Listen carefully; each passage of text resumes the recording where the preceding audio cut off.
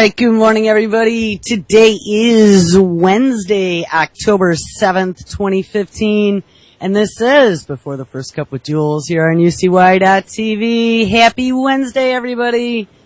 It is 59 degrees and partly cloudy here in upstate New York. Looks like it is going to rain again today. It didn't yesterday, but it sure looked like it.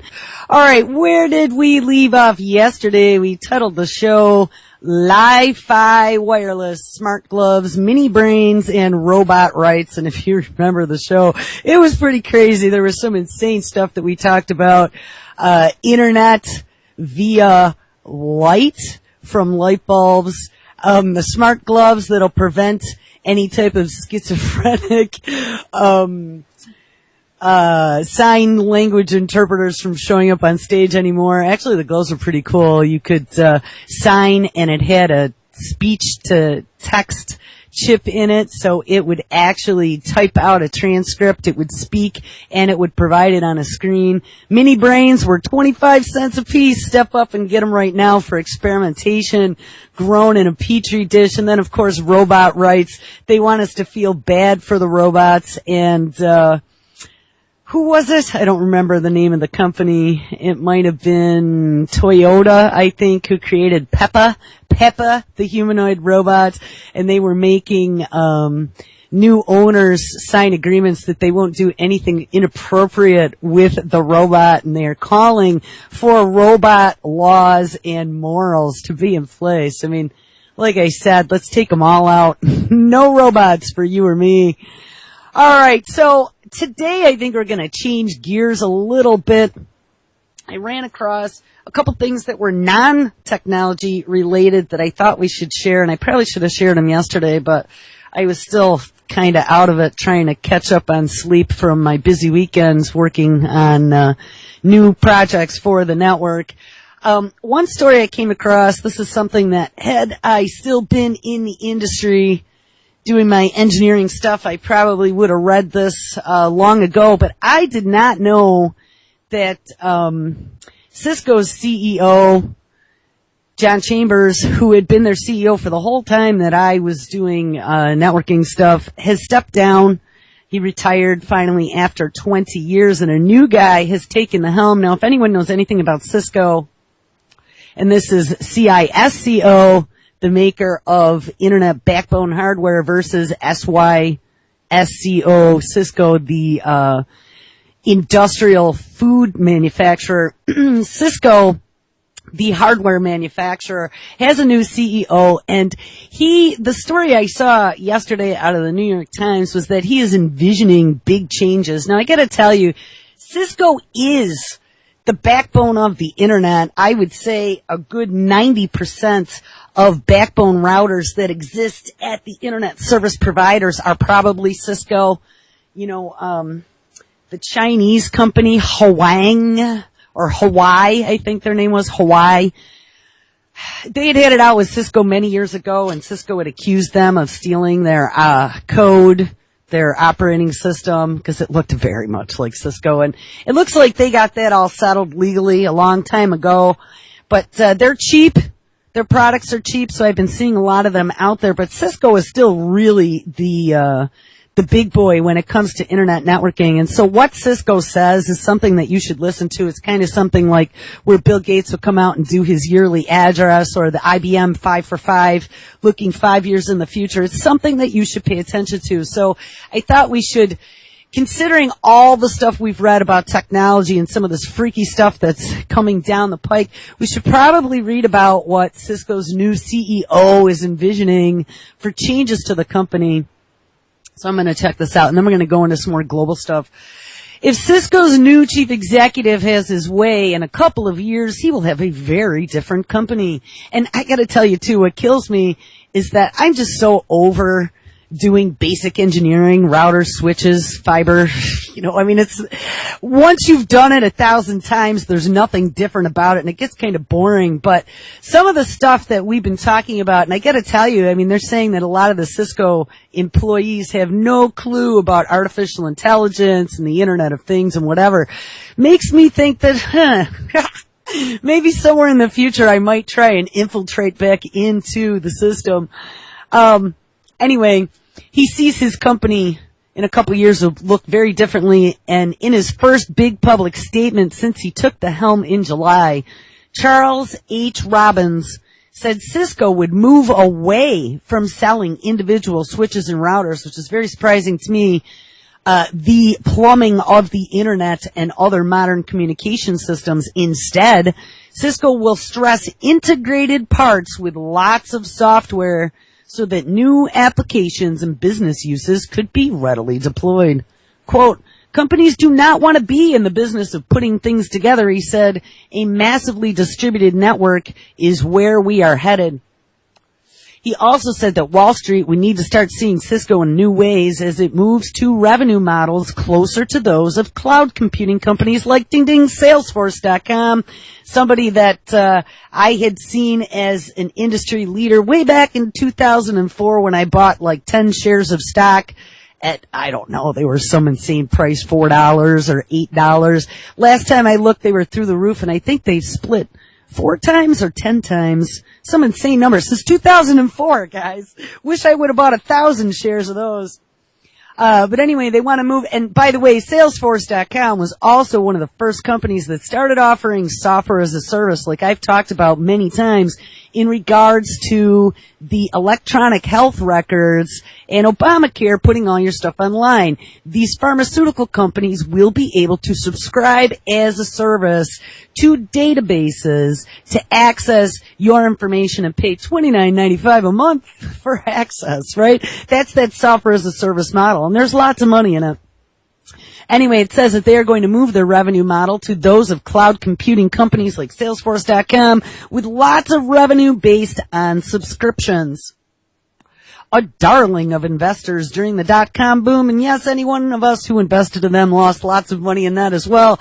Cisco shares, when the stock market crashed, Cisco shares have put in a lackluster performance, yet 80% of the world's internet traffic passes through Cisco machinery, and I'll tell you why there's been lackluster performance, because the reason that Cisco, and trust me, I was a Cisco engineer for the reseller that I worked for, so I understand how they work, and pretty much how Cisco won deals is that they would drop their pants, especially in a large institution, something that would be able to use as a promotional brief after the installation, and they would give it away with 60+% discount. So though they were selling mega amounts of hardware and installation services, they were basically giving it away to make themselves the world's leader.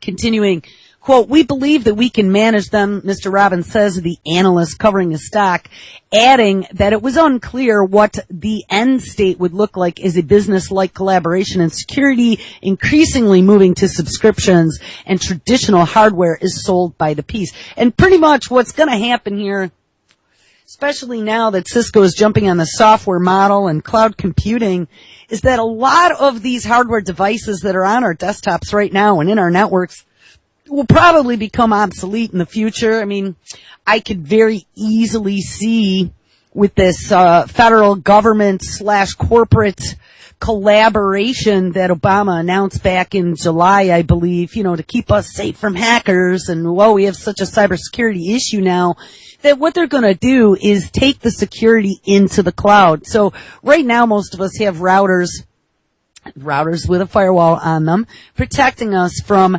outside intrusions, and our internet connection connects to that router, and then it's got some sort of switch ports or hub ports on it that we're connecting, and probably wireless, connecting to our internal network of our house and our businesses. But in the future, I could definitely see it being hosted with some sort of virtual private network that goes in a tunnel from the endpoint location to some big cybersecurity center that's scanning all your traffic. And, don't think just by scanning traffic that that's going to keep you safe, because they'll be scanning traffic and sniffing traffic and probably databasing traffic. And wow, isn't it nice when everything is centralized into the cloud? Anyway, back to the story. It was hardly apparent that Mr. Robbins wanted such a different company in July. And how nice, too, it coincided right with this big corporate federal government agreement to work together. in July when he took over from Mr. John Chambers, who ran Cisco for 20 years. Mr. Chambers had long admired IBM and had sought many times to build up large consulting-based businesses similar to IBM. And yes, that's something that Cisco was very good at. They had lots of consulting engineers pretty much doing the same thing that I did. The Cisco engineers were string too, and I knew a lot of them because we used to work together. A lot of the guys that I dealt with used to work with me at my first big tech job as network engineers over there. But we would pull them in when we had some really complicated network or we had some very large projects in the millions of dollars and you needed second string to be able to ensure that the installation was going to go correctly. Mr.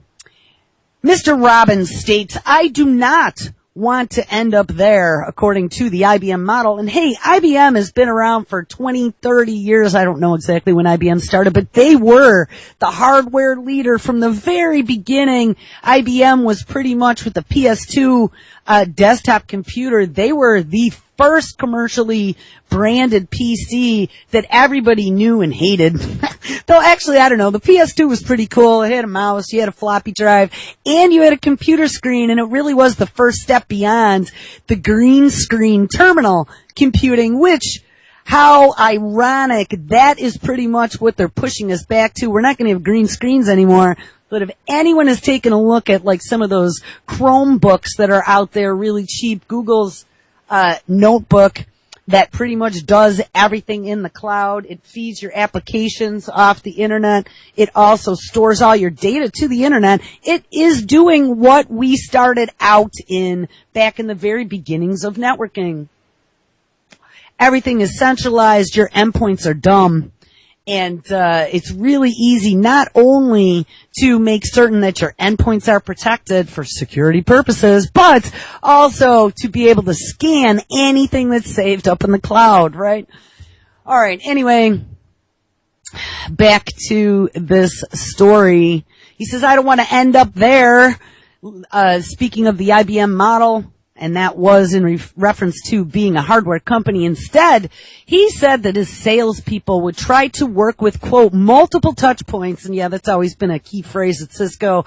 Throughout a company, they infiltrate, and they hit everyone. They hit the IT director, they hit the CFO, they hit the CEO, they hit the CIO. Then they even get in with some of the people that are end users working with it, but the Cisco salespeople are pretty slick, I'll tell you that. They hit multiple touch points throughout a company, in particular between industrial machine operators and information technology departments to get machines online.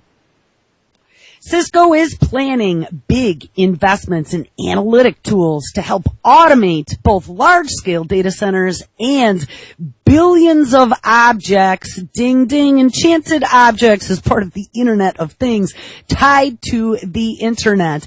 And let's see what they just said here. Big investments in analytic tools. Now, what my husband and I work on here is building analytic tools and dashboards that allow you to pull in multiple different feeds into one simple, easy-to-use interface where you can then draw information out of statistics that you are acquiring through all of these online interactions. And that's pretty much, I mean, Cisco's talking about doing this on a global scale. And if you realize that they said 80% of the world's backbone, 80% of all the global traffic passes through Cisco devices. You know, they all have remote access connections. They're all tied in with iOS code. I believe that's what Cisco called it, iOS, and that was long before Apple calling it that. And in which case, they will have access to those devices, and they will have access to pull analytics from those devices. So put on a seatbelt. And Cisco has been involved in meetings with the White House. So I am seeing here that we are adding one big bad wolf to the story of spying in my professional assessment of the story. On Monday, Mr. Robbins announced a deal with FANUC, F-A-N-U-C, it's an acronym, FANUC America, which has some 300 1,000 industrial robots in factories to carry out preventative maintenance based on Cisco's artificial intelligence products.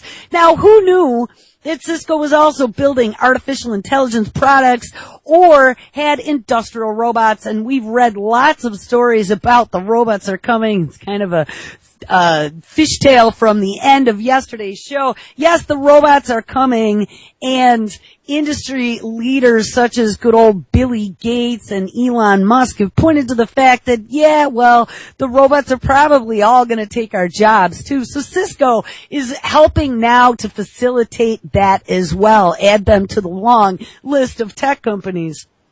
All right, back to the story. Of course, that means a lot of artificial intelligence and other computing skills that Cisco apparently lacks. They've hired a lot of AI guys and people with strong mathematical backgrounds, says Robbins. Zohar Bri-Shing, Cisco's chief technology officer, said that some of the new features would also go into existing Cisco products as software modifications. There you go. Just an iOS upgrade, and now you have AI on your router, and those changes will be announced in the next several months. The move by Cisco comes as many of the old technology giants, including Microsoft, Oracle, Intel, HP, IBM, and Dell, struggle to adapt to new businesses around cloud computing, mobile technology, and sensors. And yeah, we've read about all of this. I mean, it's coming. They are all changing, and they're all getting into the game. Mr. Robbins appears to believe he can adapt to Cisco by changing it from a company that hauls bits around with some software to help enable a few functions, and the new version is a company with a much greater awareness of what is inside a business's overall system and how it needs to work. And I mean, exactly. They all need to get into the game to be able to now suck your data, whether you be a business or you be an end user. They need to get their hands on your data, and that is exactly what this is about. It is global governance, it is global intelligence, and every single one of us is going to be in a database, sliced and diced with everything we do down to a cellular level once they emerge databases with identification. And I'm going to predict here that biometrics, I've read a bunch of stories about it, but biometrics and being able to authenticate, now we've seen some stuff about them announcing, how difficult it is to remember all those passwords, those pesky passwords.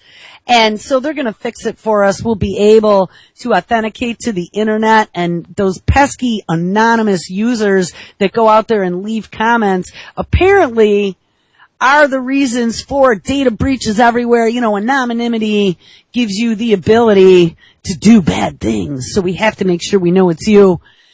There was another story here talking about global governance and mobile computing, mobile phones. I mean, if you look at that Gartner quadrant, the last time I looked, they were predicting this astronomical growth in mobile computing over the next 5 years from all these regions of the planet that don't have internet. And we have Google as well as Facebook that are launching global internet plans. I saw a story yesterday. Facebook is now planning to launch satellites in 2016. Yes.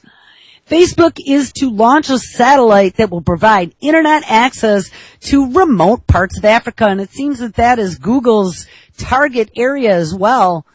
Mark Zuckerberg has announced, in partnership with French-based provider oh my God, I can't even say this, Eutelsat, EUTELSAT. Facebook hopes the first satellite will be launched in 2016. We're going to keep working to connect the entire world. Well, that's what they all keep saying.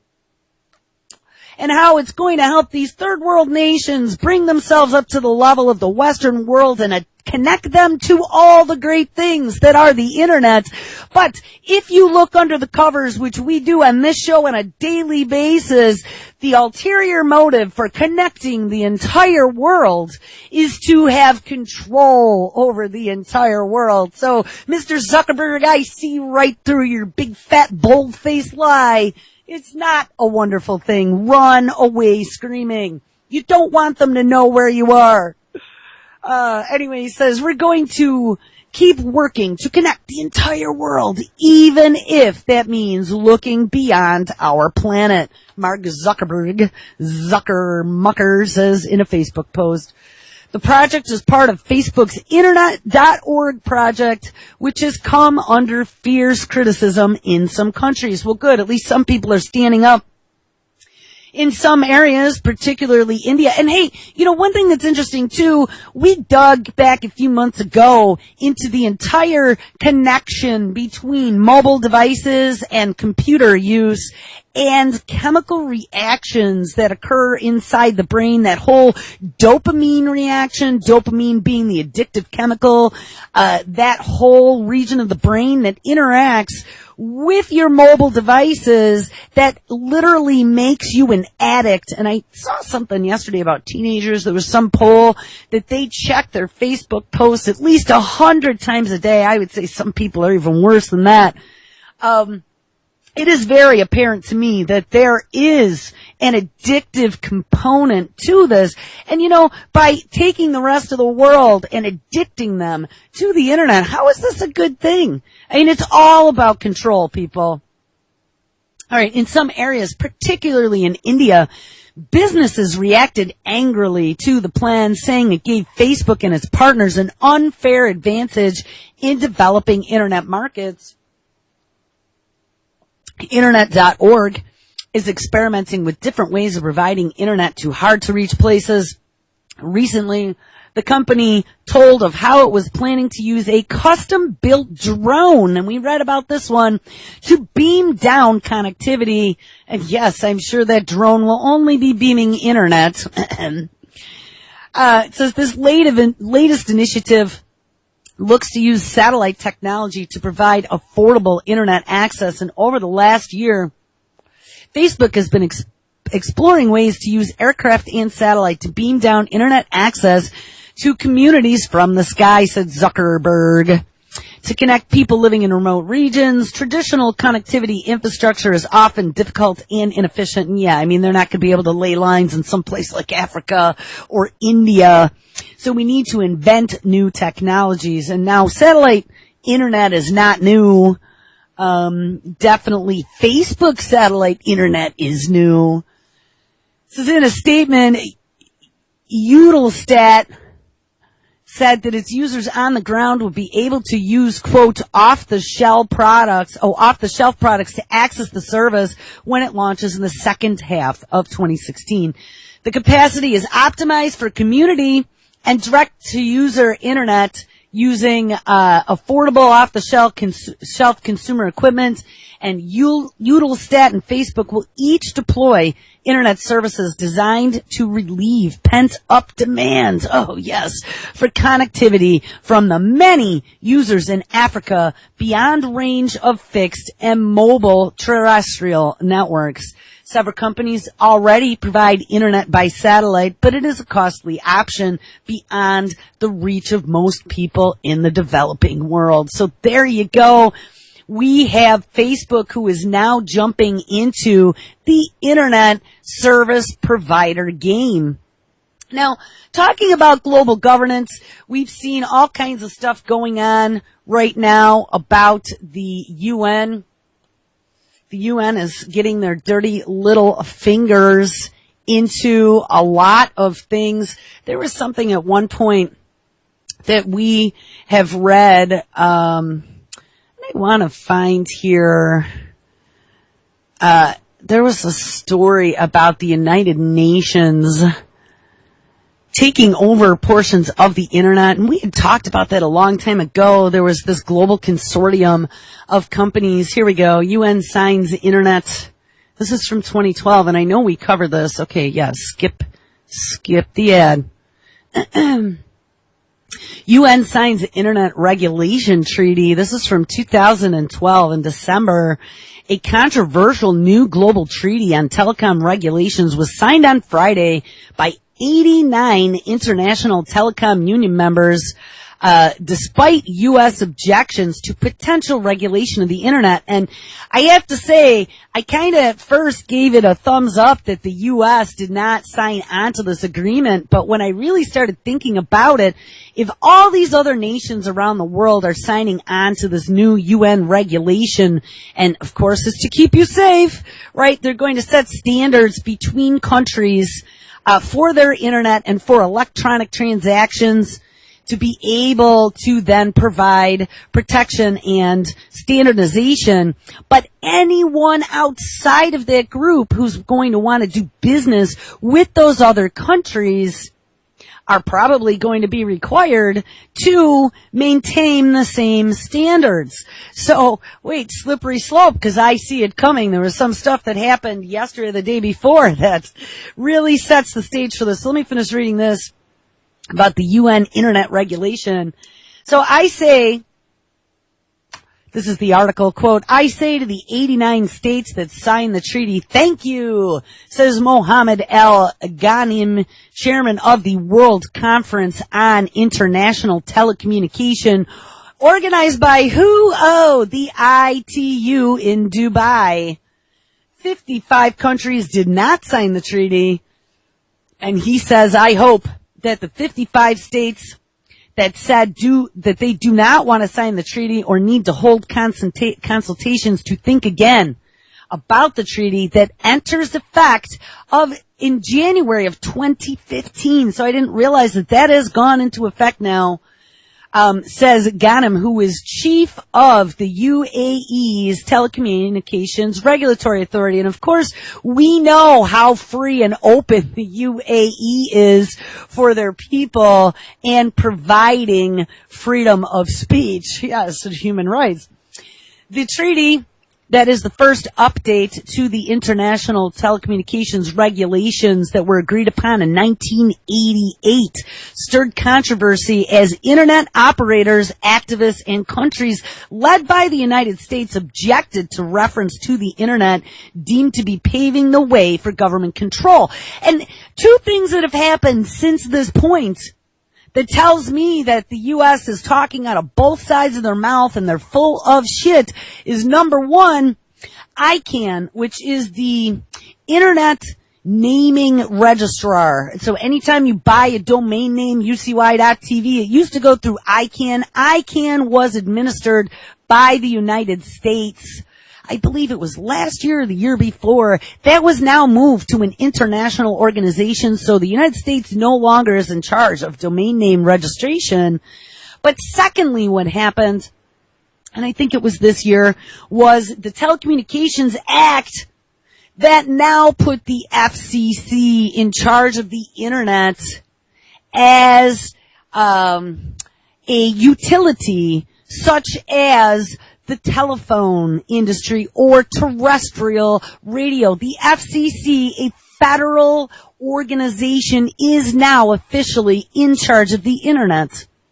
And how interesting, we've been seeing major Internet issues since that time. And then what followed that shortly thereafter was the technology meeting at the White House, which I dug into that. They had had lots of White House meetings over the course of the Obama administration with CEOs of large technology companies such as Google, such as Microsoft, such as Cisco. They've all been visiting to discuss quote unquote cybersecurity. So don't think that any of this is an accident. And then as of July, of course, they announced this big private federal partnership to be able to keep us all safe.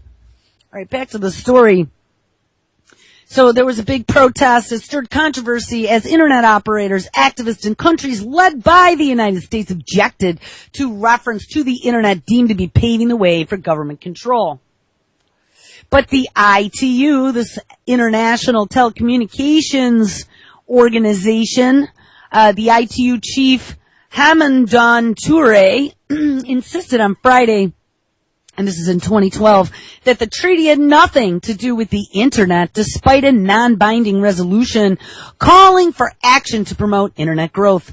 This conference was not about the Internet, not about Internet control, he said, or Internet governance, and indeed there are no provisions to the Internet, said ITU Secretary General to the participants at the signing ceremony. But what I'm going to tell you is that the ITU, telecommunications, was the phone network. That's the phone network that is now merged with the data network that is now merged with the Internet that, oh, hey, lo and behold, in the United States, that is now part of the same regulatory organization in the United States, namely the FCC. So, you know what? I called total and absolute bullshit 3 years ago. It might not have been, but how nicely they clicked all the little pieces into place in 2015. To now make them part of telecommunications.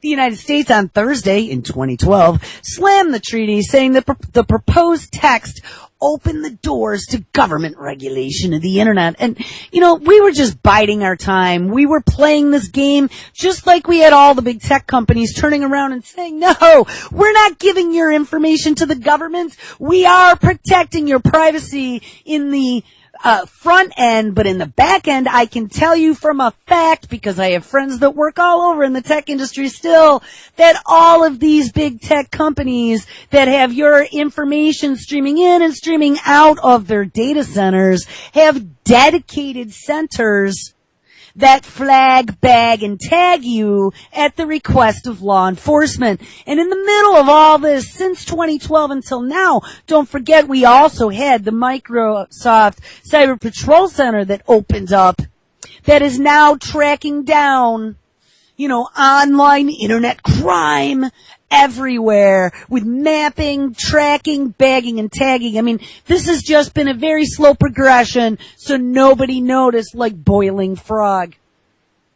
Anyway, this non-binding resolution to the Internet recognizes, among other things, that, quote, all governments should have an equal role and responsibility for international Internet governance and for ensuring the stability, security, ding ding, and continuity of the existing Internet and its future development and the future of the Internet, according to the text of the agreement.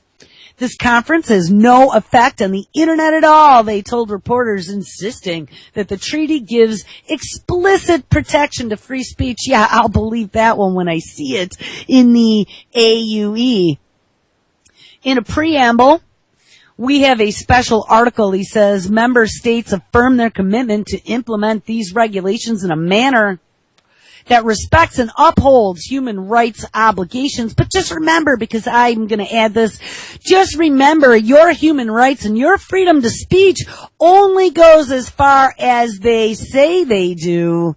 Because freedom of speech also can make you a terrorist, or it can make you some sort of insurgent speaking about things that have not been approved.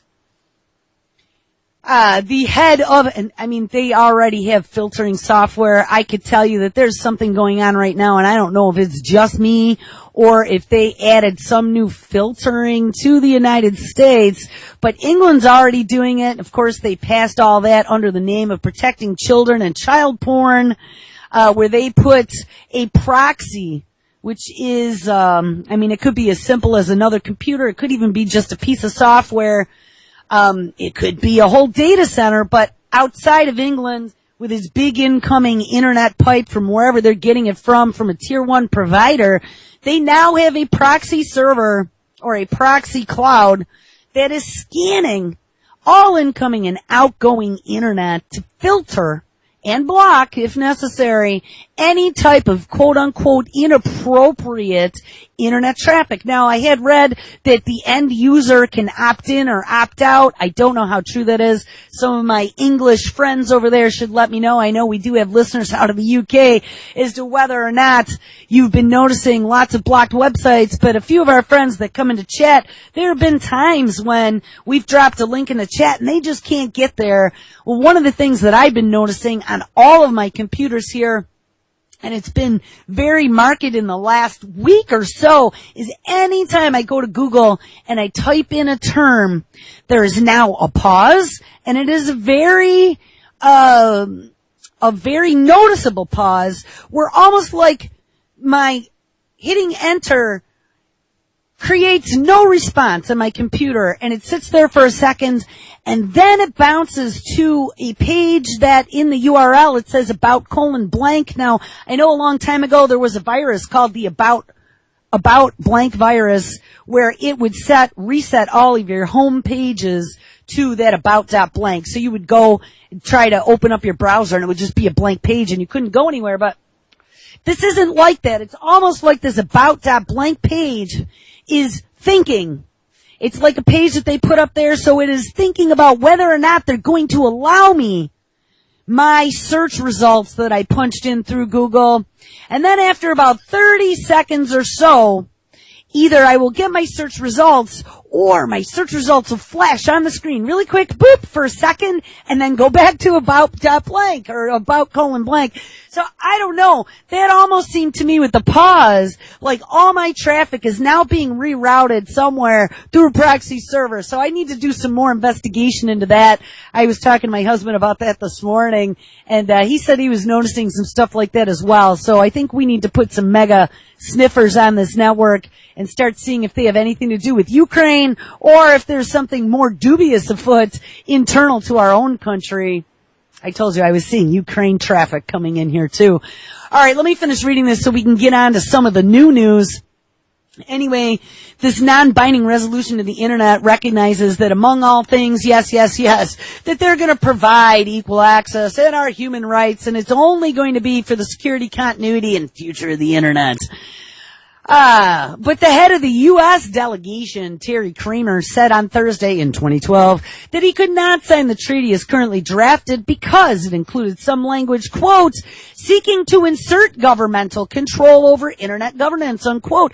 And I gotta say, I can guarantee you that somewhere along the way, we've either inked on or given a wink or a secret handshake to say, don't worry about it. You guys keep it going. We gotta keep it on the QT here until we're ready to roll out this huge mega takeover of the internet.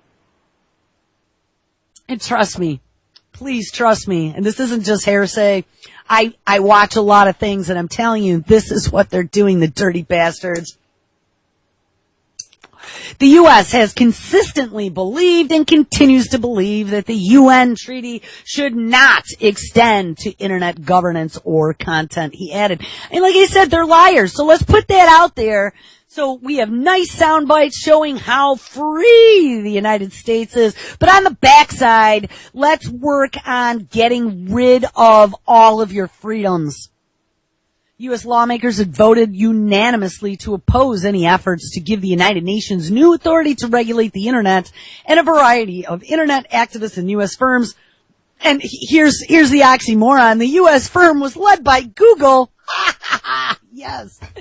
Also warned against new regulations. Google, that is just so in bed in every way, shape, or form with every level of government. Don't forget about Google X's DARPA project, DARPA X, whatever they're calling it, to be able to create Skynet, the self-aware protection to the perimeter of the internet that be able to search and destroy. Says what is clear. Oh, internet giant Google, which has been vocal in criticizing the conference, and Google was also the one that was sitting around saying, no, we're not giving your information to the feds. No, we know everything about you, but we're not giving that to anybody. Yeah, that same Google with the tagline, we are not evil, Google, who has now the parent company Alphabet, and one of those underling companies called Calico is working on immortality and all kinds of crazy other things. Google, that has Kurzweil, the absolute freak transhumanist, as their head of engineering. Yes, that Google says that many governments taking part in the meeting in Dubai proved that they wanted increased censorship, and it supported countries who were rejecting the treaty. Well, if there was any question, and we're going to see, hopefully this does not knock me off the air like it did when I first connected this morning. I'm going to try and connect this computer because I want to play a story that came out yesterday out of Reuters about UN. And it's not playing. Wow, this really is going to kill me if I can't do clips anymore. And I'm not really sure why. Hold on 1 second. I'll have to sing with an echo. That's why. Here we go. All right, let's try this again. Wide-ranging corruption scheme. All right, I'm going to have to jack up the volume. All right, here we go. So anyone who knows anything about the UN, a story came out yesterday about the former UN president. So this was not, I don't even remember his name, Kin Boon Mean, whatever his name is. This is the guy that was before him. And this is the U.S. Attorney Preet Bharara out of New York City giving a speech here. Today, together with our law enforcement partners, we exposed yet another wide-ranging corruption scheme, one that is simultaneously local and global, and it is centered at the United Nations. We unseal today a criminal complaint charging 6 individuals with participating in a years-long corruption and bribery scheme. The complaint alleges that 4 defendants, representing business interests in China, paid at least $1.3 million in bribes to a man who was then the President of the United Nations General Assembly and the permanent representative to the UN from Antigua. The President of the UN General Assembly has now been implicated in millions of dollars in bribes from China. Wow, that's got to make you feel good that they are keeping their eyes out for our human rights. His name is John Ash. Let me conclude by saying, if proven, today's charges will confirm that the cancer of corruption that plagues too many local and state governments infects the United Nations as well. As alleged, for Rolex watches, bespoke suits, and a private basketball court, John Ash, the 68th President of the UN General Assembly, sold himself and the global institution he led. For a Rolex watch, suits, and a basketball court, he sold out the United Nations. When I saw this, I could not even believe it. I mean, if there is any question that the UN and this global authority is corrupt and we're allowing them, there's a whole bunch of other stories. We are allowing ourselves little by little, again, boiling frog, to be taken over by international organizations. We had talked about the labeling, country of origin labeling laws, right? World Trade Organization, all of a sudden it was declared that it was illegal for us to label our country of origin on meats. And so, whoop, we have an international organization that overturned one of our laws here in the United States, and Canada and Mexico, we talked about that. They were bringing up some sort of legal, it wasn't a lawsuit, but whatever they call it. They want reparations for potential future and past loss of income by us labeling that. And I don't know, we should look into what happened with that, whether or not we're going to have to pay them the millions of dollars that they said that they have faced in losses. And the reason why I'm mentioning that is because the TPP, which is very much like that in its laws and is classified, don't forget, and everyone keeps forgetting that fact. They're saying it's secret. No, it's literally classified. The TPP has raised its ugly head, and we're going to take a look at that in a second. 12 nations inked on the other day. United in greed, the defendants allegedly formed a corrupt alliance of business and government, converting the UN into a platform for profit. I think people know by now that we will continue to do everything we can to root out public corruption, whether we find it in the city council, in Albany, or, as here, in the United Nations. Now, this Preet Bharara The Attorney General, I'm sure he's probably for New York. It's what it sounded like, because he even mentioned Albany and the United Nations building is in New York City. All I gotta say is he better watch over his shoulder, because the fact that he's calling out the United Nations as corrupt and for sale, isn't going to go over very well with these international organizations. I can guarantee you. Let me make clear also that this investigation continues. There's a lot more work to do. And as we investigate further, we will be asking the question, is bribery business as usual at the UN? Oh, ho, ho, ho. And there you have it. Woo, zing. So, I don't know, put on a seatbelt for that one, because I think that's going to end up to be very interesting. We're going to run out of time, so I don't know if I'm going to be able to hit the story. Maybe we'll hit it really quick. There's a story that came out of Activist Post on the 5th, 2 days ago, titled, "Did the UN Really Install a Global Police Force at the Local Level?" And, as we've seen police brutality go through the roof over the last few years, a lot of things that were happening when there was an identified brutality issue was that the Department of Justice was coming in and taking over a lot of these local police forces. Albuquerque, New Mexico happened to be one. I did a lot of stories on Anti-Media about the brutality and some of the takeovers. This just in, the feds are now moving in on local police forces. You heard me correctly. This story is coming out of Washington. Mounting concern over recent violent crime surges in some U.S. cities has prompted the Justice Department to call a meeting next month of more than a dozen local law enforcement officials to deal with persistent public safety threats ranging from criminal gangs to domestic violence.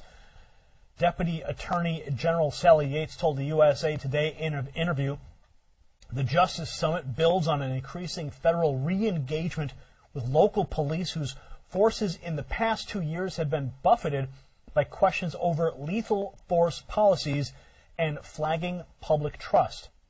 Earlier this year, in the face of rising tensions between the police and the public in communities across the nation, a special White House policing task force issued a slate of recommendations aimed at restoring public confidence.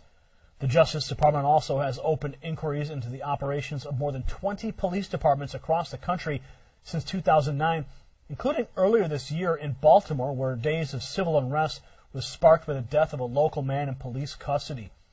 Folks, this is another step of incrementalism in the police state, and the loss of your freedom and the loss of the local governments to do their job. The federal government needs to stay in Washington. That is where the Constitution has defined their place. The federal government and the FBI and all the federal police forces have no business at all stepping into and working on domestic abuse issues. That's like you get in an argument with your wife and the FBI comes knocking on your door. This is where we're headed today in America.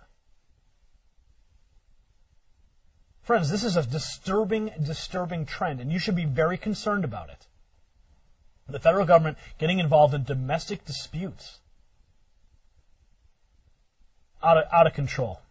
Where does it end? Yesterday we announced a new trade agreement across the Asia-Pacific region that reflects American values and gives our working families and American businesses a fair shot. Creates a level playing field. The Trans-Pacific Partnership took 5 years to negotiate, and I wanted to get the best possible deal done for American workers and American businesses, and that is what we have achieved. This agreement makes us more competitive by eliminating about 18,000 tariffs that are placed on America's products in these other countries. Just to give you a couple examples, Japan puts a 38% tax on American beef before it ever reaches market. Malaysia currently puts a 30% tax on American auto parts. Vietnam puts a tax of as much as 70% on every car American automakers sell in Vietnam. Under this agreement, all those foreign taxes will fall. Most of them will fall to zero. So we are knocking down barriers that are currently preventing American businesses from selling in these countries and are preventing American workers from benefiting from those sales to the fastest growing, most dynamic region in the world. If the tariffs are down, if the taxes are down on goods made in America, that means U.S. companies that are investing here are able to sell over there without a disadvantage. They tell us that the TPP, the Trans-Pacific Partnership, is a done deal now. Negotiations are over. They just have to do a little rewrite and touch up, and it'll be ready to send to Obama, who will send it to the Congress, who won't read it and will be pressured into passing it. Now, if you like the Iran deal negotiated by Obama, you're going to love the TPP, because some of the same sort of things are going on with this pact just as the Iranian pact. In other words, certain aspects, they've told us, are going to remain secret for 4 years. Now, if you were asked to sign a contract or any kind of an agreement with someone, and they told you that some of it's going to be secret, you can't see it, you have to vote on it, but you can't see it for 4 years, would you vote for something like that? And yet that is what they're asking the Congress to do and the American people to support. Now, there's an interesting aspect of this that I find rather humorous. For instance, this is an article out of the Wall Street Journal, and it shows a dairyman in a, with his cows in the background and that sort of thing in New Zealand. And it says New Zealand wants to boost exports of its dairy products under the Trans-Pacific Partnership. Well, that's kind of funny, because how do you have dairymen in the United States and dairymen in New Zealand and dairymen all over thinking they're going to be able to sell more dairy products because of this pact? It doesn't work that way. Same with cattlemen in Australia and cattlemen in Kansas. One of them is going to lose. And I don't have to think too long about which one that's going to be. But you see, these trade deals they don't necessarily mean that you in Kansas are going to sell more. We were going to have better industry and everything else as a result of NAFTA. It's cost us over 10 million industrial jobs. They keep telling us that it's going to be better. It's going to be better. All you have to do is get involved in these trade deals, and we're going to sell more of this. We're going to have more of that. It's going to be cheaper. It's going to be better. And we keep losing jobs and sovereignty. And we'd better wake up to this real quick, because signing these deals, quite honestly, ladies and gentlemen, bottom line, if we are selling sovereignty for a trade deal, in my book, that's treason, because you're literally selling the country. You're selling the Declaration of Independence. You're selling the Constitution. You're selling the independence of the American people for a good business deal. That does not work well in the long run, nor did NAFTA. These are very dangerous agreements. And the people pushing them behind the scenes are pretty much controlled through the Council on Foreign Relations and that sort of thing, whether it's the Chamber of Commerce or the Business Roundtable or any number of them. And it's astonishing how ignorant some of the congressmen are of the issue of sovereignty. The issue of trade, oh, they love it, more jobs. These things have never brought about more jobs. This is something enormous. It is about a final control, and it's the United States saying there may be another power in the world, but we will be the ultimate power. Quite explicitly, the US and the EU are saying that they want these new trade agreements to form the blueprint, the template for all future trade deals. And that means they're rewriting the rules of the global economy, and that means for everybody. Once signed, it will cement a key part of the US government's plan to create a new global bloc that will ensure the dominance of its largest companies. To bypass the WTO, they're creating the biggest international agreements that the world has ever seen. They're called the 3 Big T's. the Trans-Pacific Partnership, or TPP, the Transatlantic Trade and Investment Partnership, or TTIP, and the Trade in Services Agreement, or TISA. And they're all being negotiated in secret right now. We only found out when WikiLeaks was able to leak parts of them. And what's interesting is when you look across all of these deals, whether it be TTIP, TPP or TISA, China is excluded, but also Brazil, Russia, India, South Africa, they're all excluded because those are the emerging economies. What is not often understood is that these agreements are part of a geopolitical war. This is a new war which is taking place between the United States and China. The United States is very scared of the rise of China, so it has moved to militarily encircle it through what is called the pivot to Asia, and now it's moving on to doing that economically. The basic idea which comes across from reading US strategy papers is the construction of a new grand enclosure. And to put inside this grand enclosure the United States, 51 other countries, 1.6 billion people, and 2/3 of global GDP.